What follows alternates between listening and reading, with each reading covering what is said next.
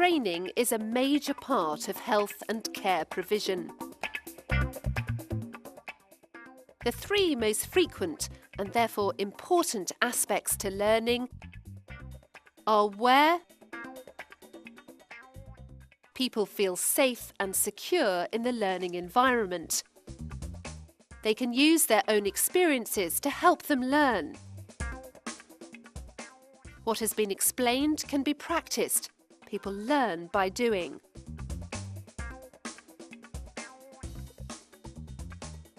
Think for a moment. What was it that put you off a trainer you've encountered in the past?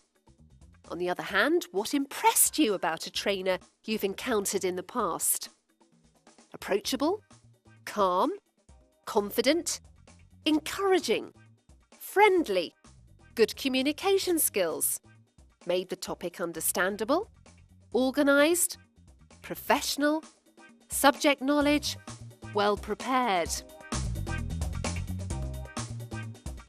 These are what your candidates are expecting of you as a trainer. Simply giving information, delivering a course, watching a DVD is not training. That's just passing on information. Training is where the candidate is motivated to put that information into practice. Even average so-called trainers can pass on information. Real trainers motivate candidates to put the information into practice. In fact, if the candidates don't put it into practice, they haven't been trained. Within health and social care, there are many people involved in learning, including owners, managers, care staff, non-care staff, inspectors, trainers.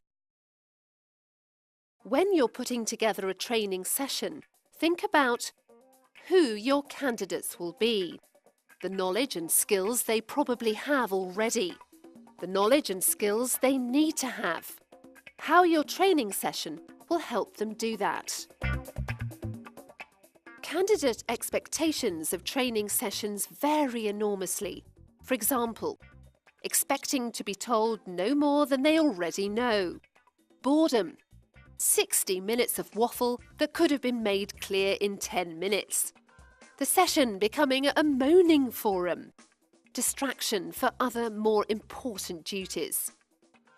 Unfortunately, previous bad training experiences may have created low expectations. The fault for this lies with people attempting to pass themselves off as trainers.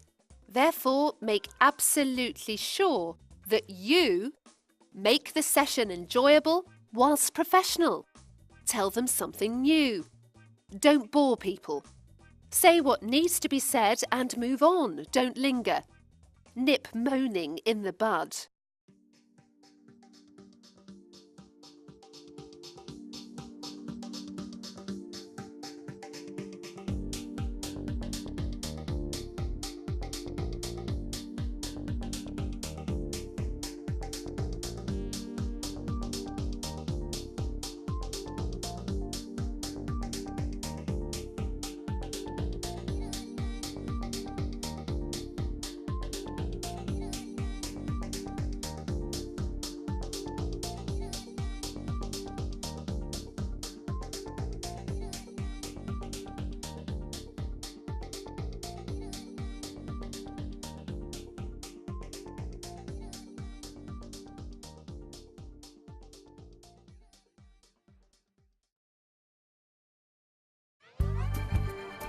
Failing to plan is planning to fail.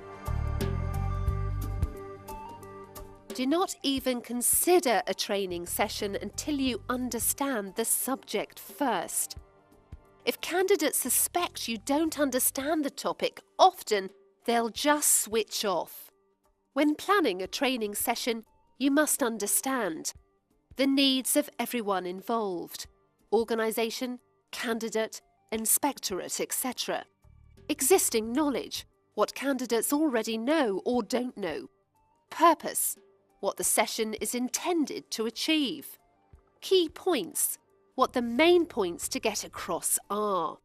Strategy, how you expect to get those points across.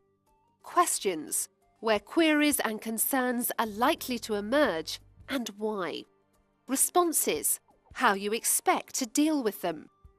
Only then can you seriously consider practicalities such as venue, date, time, number of chairs, ordering new projector bulbs, etc. Planning also involves determining learning outcomes. Initially, determine the gap between what the candidates know and need to know. This reveals the key points to get across. Prioritise those points, the most important being the main intended learning outcomes of the session. A successful session will result in those outcomes being achieved. Passing a test shows the candidate has absorbed the information mentally, but the real and meaningful outcome is them putting that knowledge into practice. Once you've identified realistic learning outcomes, think about the lesson plan. Lesson plans determine what you will cover when and for how long. Not only does this provide a structure to train by, it also identifies what resources, such as handouts or equipment, you will need. That structure should build in a beginning, middle, end. The beginning welcomes people, tells them what to expect, introduces them to the subject, etc. The middle delivers the subject or topic. The end summarises key points, gives feedback, and assesses the session. It also explains how the session will be followed up. Factors that will affect the success of your training will include the right environment, the right atmosphere, the right facilities, the right aids, the right equipment. A good learning environment means no back row, no distractions, no interruptions, not cramped, not too warm, not too cold, plenty of fresh air, proper seating, toilets, well lit, preferably with natural light, but not overly bright, where everyone can see what is going on. The right atmosphere allows candidates to explore their understanding without embarrassment or ridicule. Contributors to this include acknowledging the group is made up of different individuals, being relaxed about different ideas and opinions, encouraging people, ensuring people are comfortable, giving people time to think, plan this into lesson plans, involving everyone, not making anyone feel stupid, praising people, sharing ideas and knowledge. This could involve the use of aids such as handouts, notes, flip charts, overhead projection, DVDs. The purposes of such aids include maintaining attention, aiding understanding, helping people remember, promoting the putting of the subject into practice. What equipment are you going to need? DVD player, television, flip chart, overhead projector, laptop, projector, projection screen. Therefore, do you have extension cables for power, spare projector bulbs and knowledge of how to change them, leads and cables to connect everything up, working flip chart, pens, etc.?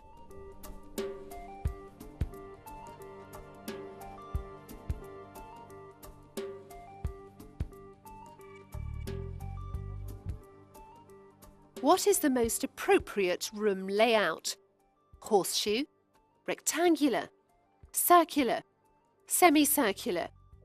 Remember, everyone must be able to see you. You must be able to see them. Preparing a checklist prevents overlooking important items, including pens, notepads, clipboards, glasses, water, handouts, worksheets, evaluation documents, DVD player, television, overhead projector, projection screen, video camera and film, flip chart or charts, flip chart paper, flip chart pens that work, extension cables, chairs, tables, equipment such as hoists, handling belts and other relevant aids, car parking, fire procedures, toilet facilities, name badges if appropriate. Prepare good quality original handouts in advance, not 7th generation coffee-stained copies. Handouts must focus on the key points to remind people effectively. Hence, they must get to the point, be easily understood and well presented. Give them out during the session, immediately after the matter to which they relate. As soon as you hand them out, people will read them. Make time for this when planning. Whether you encourage note-taking is a matter of choice. Note-taking can cause people to miss important points. They are writing, not listening. Well-prepared handouts can solve this and help encourage putting learning into practice. However, if you're going to have candidates take notes, build in time for note-taking into your lesson plans. Pause when someone is writing so they don't miss anything. Review notes to make sure they are accurate. Flip charts pages can be pre-prepared, filled in during a session or both. Make sure you have enough proper flip chart pens that work. This also means ensuring you have enough flip chart paper. When a pad is full up, turn it over and use the other side. It saves money. Practice writing in block capitals of the same size. Hint: faint pencil lines prepared in advance act as guides when using flip chart paper. Using black pens promotes good record-keeping practice. Using alternative colours highlights or emphasises particular points. If you split groups up or run workshops, make sure you have enough easels, paper, pens, etc. for everyone.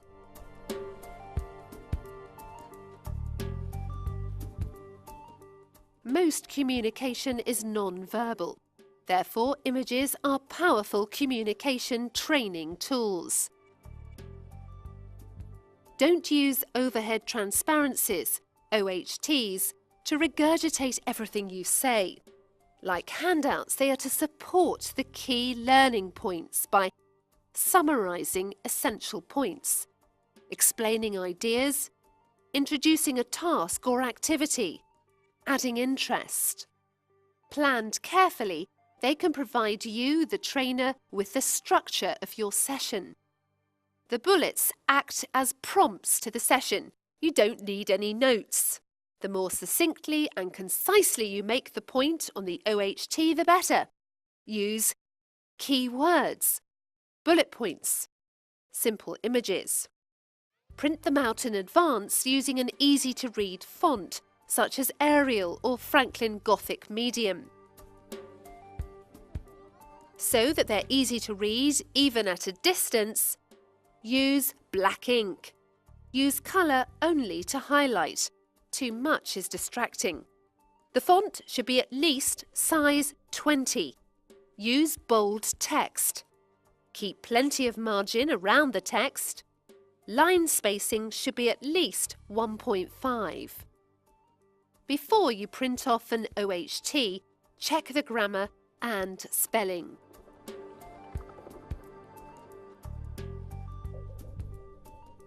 To use a laptop projector or transparency projector properly, never look at the screen, always stay facing the group.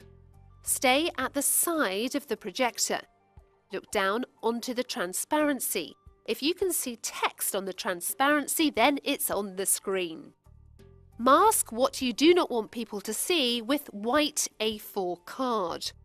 Reveal what you want them to see as you go. The points are not there for the candidates to read. They are to support what you are explaining. Don't rush through. Maybe a pointer will help you isolate a point.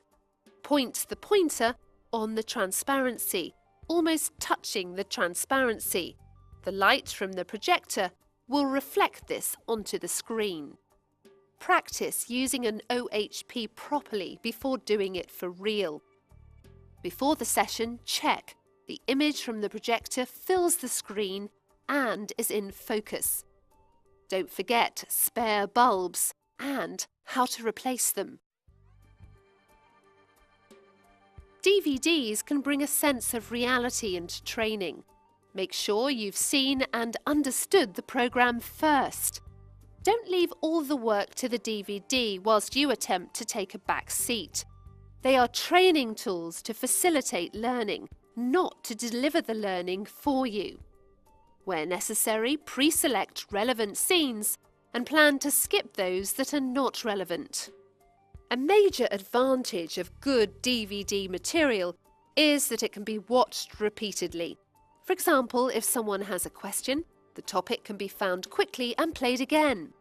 If refreshing is needed, the point can be found quickly and watched again at any time.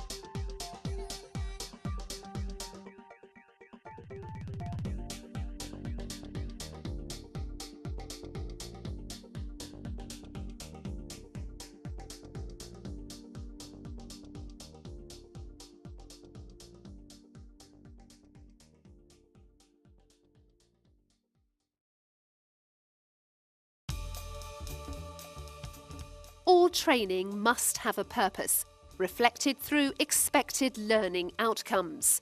Training sessions could be due to induction, refreshers or reminders, raising awareness, change in legislation, change in policies and procedures, personal development.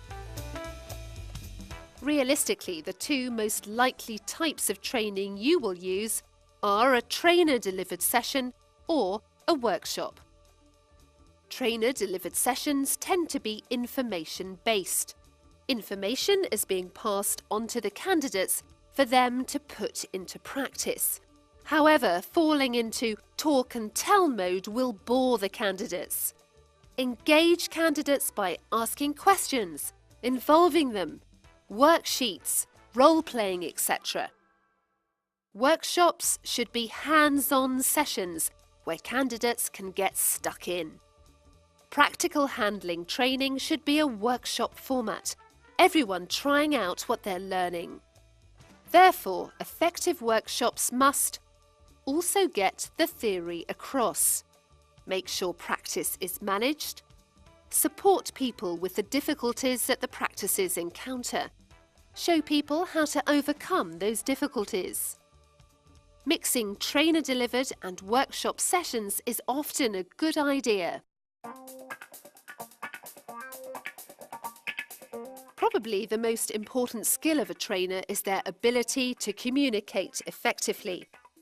Impressions, which are non-verbal communication, are important, so your personal appearance and hygiene matter. Dress professionally and appropriately. Make eye contact with someone when you're talking to them. Are people getting bored? Frowns, heavy eyelids. Smile. It shows that you are interested and puts people at ease. Being mindful of personal space, appropriate touch can be encouraging. Moving closer to someone can regain their attention. Use plain language and explain words or ideas that might not be clearly understood. Listening is one of the most important skills for a trainer. Not hearing, listening. Despite what many people think, ears do not listen. Ears only collect sound and pass that sound to the brain. It is the brain that listens. Listening is a brain thing. Generally, trainers have 2 ears and 1 mouth, to be used in that proportion. Listening buys time to reflect on what is being communicated. Shows the candidate you value their communication. Avoids misunderstandings and mistakes. Good communication skills come from active, exercised brains. Therefore, alongside this training, you should also work on your communication skills. Hence, there is a communication program available to help you. Without good communication skills, it's unlikely you will deliver good training. Remember, don't switch off. Brains don't listen in the off mode. Let people finish their own sentence. Don't finish their sentences for them. Don't rush them. Go at their pace. Be patient and give them time. If they have questions or concerns, deal with them. Don't ignore them. Change your communication style to suit each situation as it arises. The 3 most likely learning barriers you might encounter are lack of security, fear of failure, concern about change. Support and encouragement build candidate confidence. Make sure questions are understood and encourage response. Develop your communication skills. Develop your questioning techniques. If you develop your supervision skills, these will also help you deliver training sessions effectively. Often, failure to learn is more down to an incapable trainer than the candidate. For example, poor planning, lack of knowledge of the subject, weak training skills, weak communication skills, weak supervision skills, or combinations of these. If a candidate leaves a session uninspired, that's down to you as the trainer. You failed to encourage, enthuse, motivate, sell them the benefits of the subject. Reflect. Did you plan the session properly? Did you understand the subject?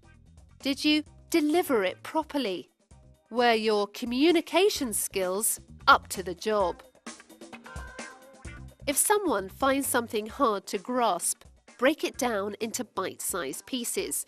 You need candidates leaving a session encouraged, having learned something, ready to put what they have learned into practice, looking forward to the next session with you. Your personal training style can be either a liability or an asset. Pay attention to pace, tone, distracting habits, professionalism, use of language, enthusiasm for learning, enthusiasm for high standards of care, enthusiasm for the subject delivered.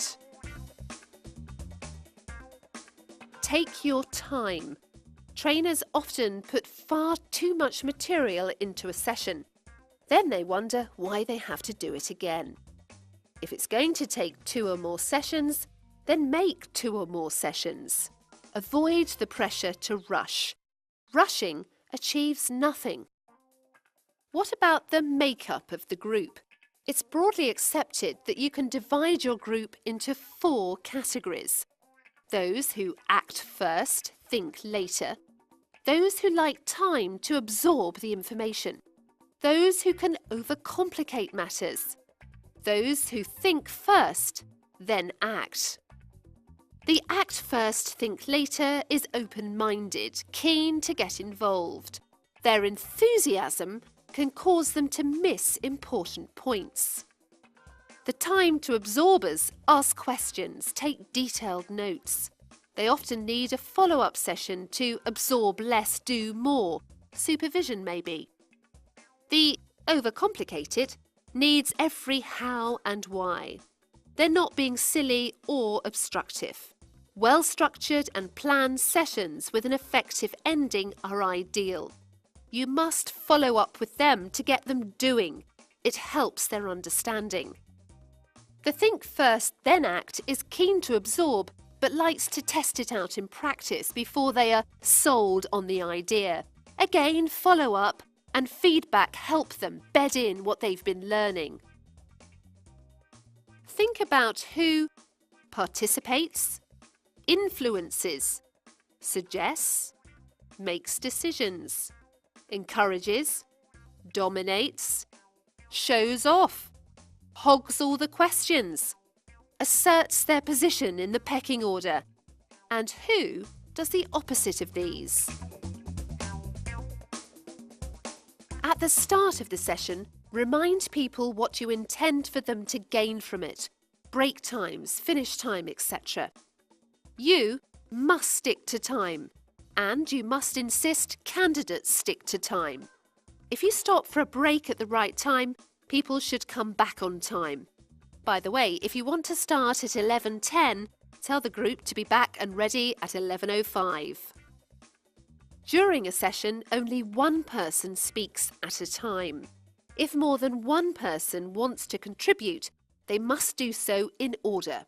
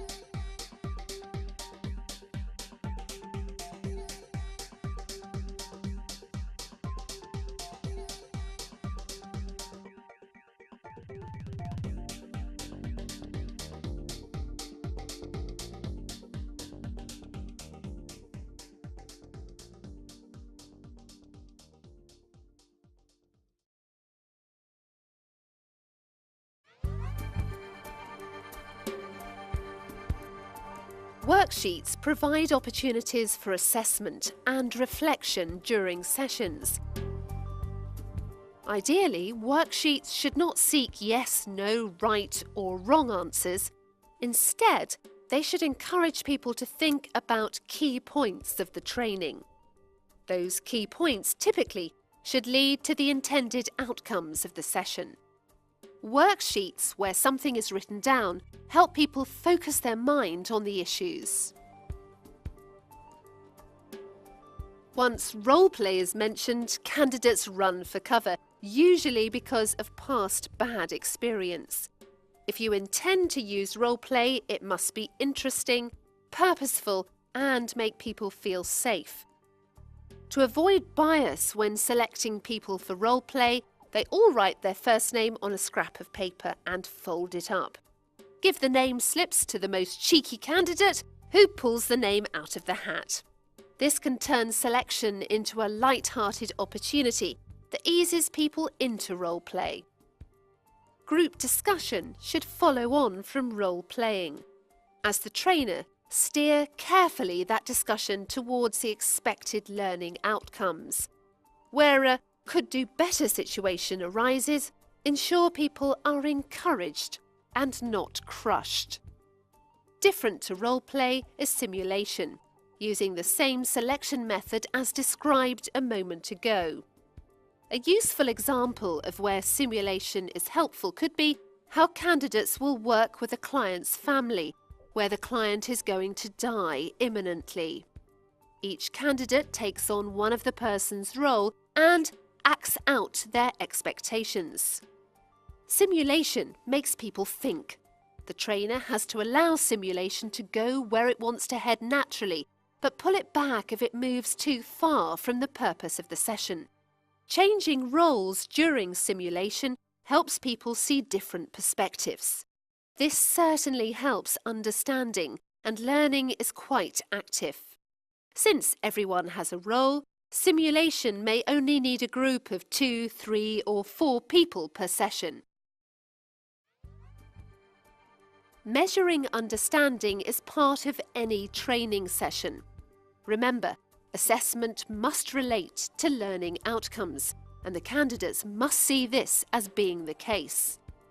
Whether you permit conferring or not is a matter of judgment. It could allow someone who has not understood to appear as though they have understood. Alternatively, it could clarify something for someone, which could be beneficial. Either way, everyone should be treated the same. External verification or certification is a helpful way of avoiding bias. 3 of the most frequently used methods of assessing a training session are tests, observations, portfolios. Numeracy, literacy, reading and writing difficulties occur with some care workers. Consequently, the thought of a test could horrify someone. If you've done your job properly, proven to them that they know the subject, this will help. In fact, realizing they know more than they thought they did is a great encouragement.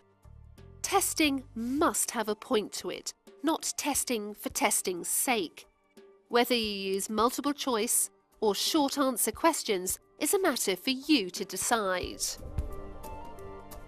If you're going to use observation, plan in advance what you expect to see. Then you can ensure the training session is geared to achieve that. In this way, the candidate can show putting knowledge into application. A predetermined standard observation form should be used to record direct observations. Portfolios are widely used in care and health training. They are a collection of evidence that demonstrates understanding and could include certificates, observation records, witness statements, photographs, notes, essays, worksheets. Typically, portfolios build up a lot of evidence, which is designed to show actual growth in knowledge, evidence of that growth, improvement in work practices, evidence of that, reflection upon all of this. Care training agencies put a lot of emphasis upon reflect on your practice. As a trainer, you have to prepare people to do this. The candidate must think about what has been presented and how that shapes their work practice. It will be clear trainers don't simply pass on information. A memo on a notice board can do that. Instead, you have to motivate candidates to put information into practice, and this is where reflection can help you. By the way, that includes your reflection upon your effectiveness as a trainer. Contributory to this is having candidates outline their expectations of the session when it starts. by reviewing this at the end of the session helps you measure the effectiveness of the session, modify future sessions, pick up on anything you did not provide candidates with. Only use end-of-session evaluation forms if you're going to do something with them. For example, they are meaningful, have a purpose, relevant, easy to fill in, to the point.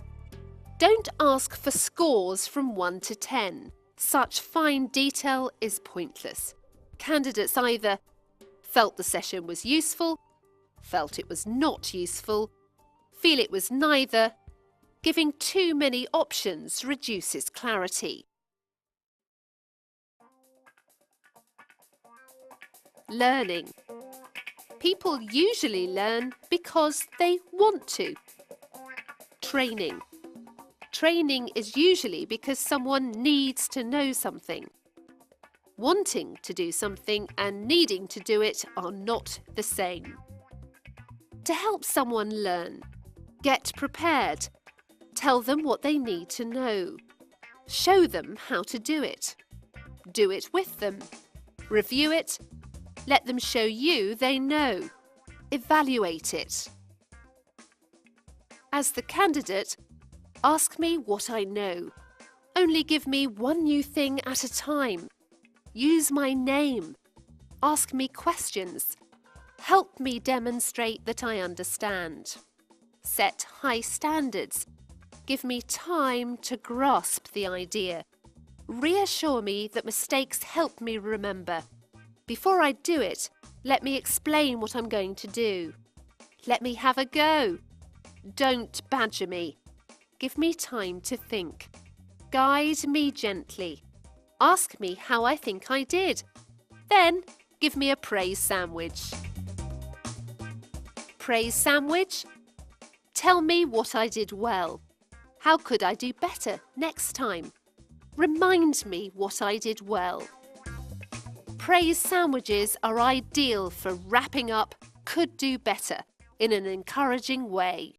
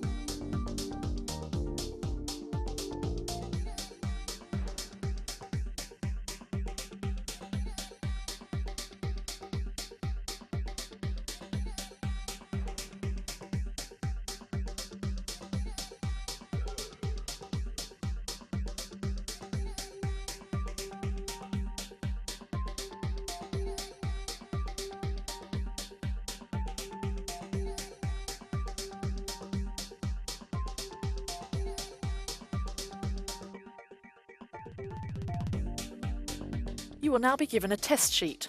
Don't worry about it, it's not to catch you out. Instead, it is to show that you know more than you may even have realised.